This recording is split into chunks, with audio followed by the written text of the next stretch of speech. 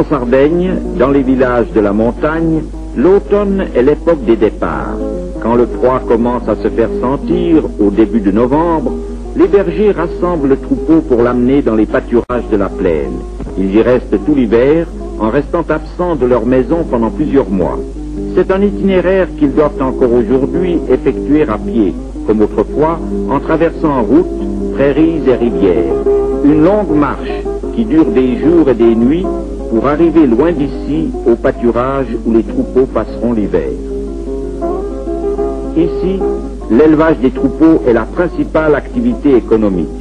Ainsi, quand arrive l'époque de la transhumance, les villages des montagnes de Sardaigne, déjà si peu habités, sont presque complètement désertés par les hommes. Voici Desulo, un petit village entouré de belles châtaigneraies, accroché sur les pentes rocheuses du mont Gennargentu à 1000 mètres de hauteur. Les conditions géographiques de l'endroit constituent le premier obstacle à affronter pour les habitants. La vie devient un rapport permanent avec la nature, non pas un rapport aimable et bucolique, mais une lutte quotidienne, où chaque geste est mesuré sur le rythme des saisons, un effort perpétuel pour s'adapter aux ressources d'une nature exceptionnellement avare.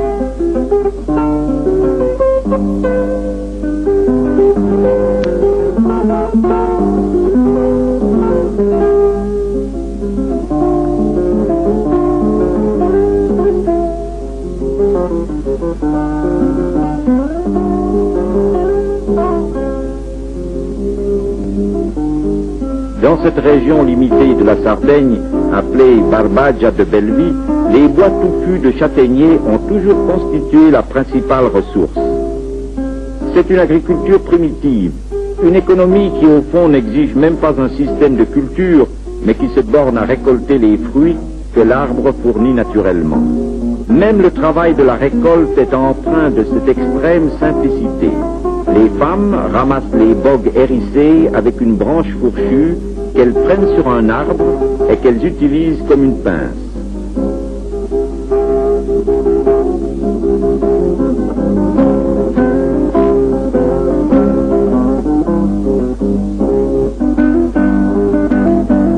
Dans cette économie pauvre, où les hommes sont presque tous des bergers, ce sont les femmes qui s'occupent des travaux de la campagne, en assurant ainsi la subsistance quotidienne. Après avoir réuni les bogues en tas, les femmes font gicler les châtaignes hors de leur enveloppe hérissée au moyen d'un caillou tranchant et pointu, véritable hache préhistorique.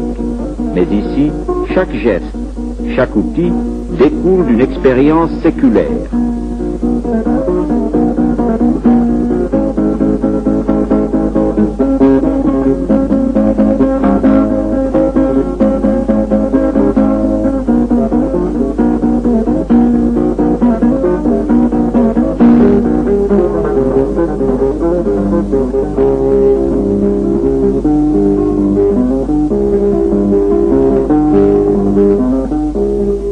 Même la construction des maisons paraît obéir aux lois de la nature en s'agrippant, mètre après mètre, aux infractuosités du terrain. La matière première est le schiste, une pierre friable qui constitue l'ossature de ces montagnes. Elle sert à paver les ruelles qui grimpent péniblement jusqu'au sommet du village, à dessiner les larges marches qui semblent sculptées dans le rocher, à construire les maisons, contraintes à trouver leur espace dans la hauteur, cherchant à prendre toute la chaleur que peut offrir les brèves journées de soleil.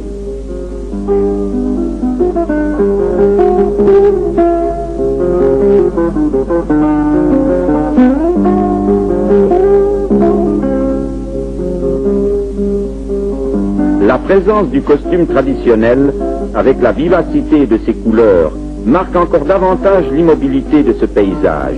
même si certaines femmes ne le revêtent plus. Il y a quelques années encore, toutes le portaient, même les fillettes qui donnaient une note joyeuse aux ruelles du village.